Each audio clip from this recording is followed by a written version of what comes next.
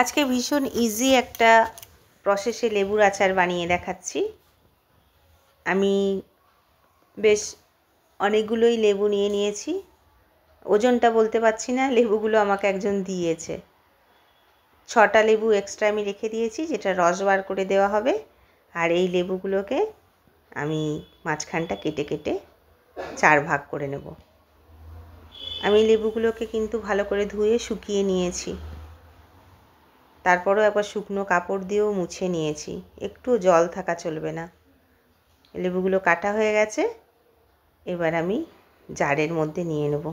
জারটা যদি কাঁচের হয় তাহলে খুব ভালো হয়, আচারটা খুব তাড়াতাড়ি তৈরি হয়ে যায়।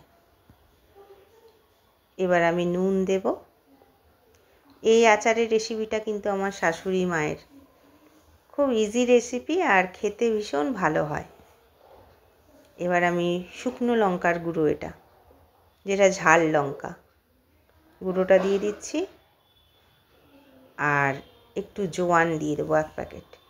কাঁচা লঙ্কাও যদি কেউ চান এই আচারটার সাথে দেওয়া যায়, ভীষণ ভালো লাগে পরে লঙ্কাগুলো খেতে। একটু ফ্রেশ লঙ্কা দিলে একটু ভেঙে ভেঙে দিয়ে দেবেন লঙ্কাটা।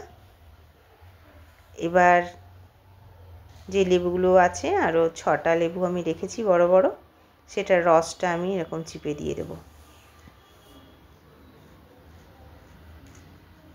এই আচারটা বেশি মশলা লাগে না, কিন্তু খেতে ভীষণ ভালো হয়। খিচুড়ির সাথে, ডাল ভাত কিংবা কোনো ভরা পরোটার সাথে ভীষণ ভালো লাগে।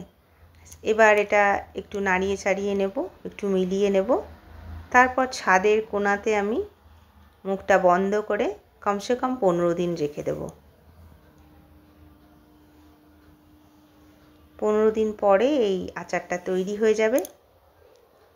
ব্যাস কোনো শুকনো জায়গাতে এটা রেখে দিতে হবে। আর বার করার সময় একটু চামচটা ভালো করে শুকনো চামচ ঢোকাতে হবে, তাহলে এই আচারটা অনেক দিন যাবে। 1 বছর এই আচারটা স্টোর করে রাখা যায়। আর বানাতেও কোনো ঝামেলা নেই। ঘরে লেবু এলে অবশ্যই এইভাবে লেবুর আচার একবার ট্রাই করবেন।